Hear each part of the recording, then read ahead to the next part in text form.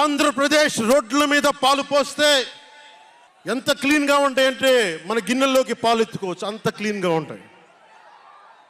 చక్కగా శుభ్రమైన రోడ్లు, గుంటలు లేని రోడ్లు, తెల్లటి పాలు పోసినా కానీ తిరిగి మన గిన్నెలోకి ఎత్తుకోవచ్చు. అది వైసీపీ నాయకుడు చెప్పేది.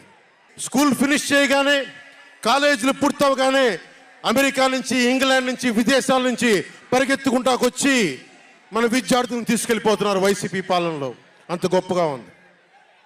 ఉద్యోగాలు ఏ మూలకెళ్ళినా కిళ్ళీ కొట్లను, బడ్డీ కొట్లను విరివిగా దొరికేస్తున్నాయి.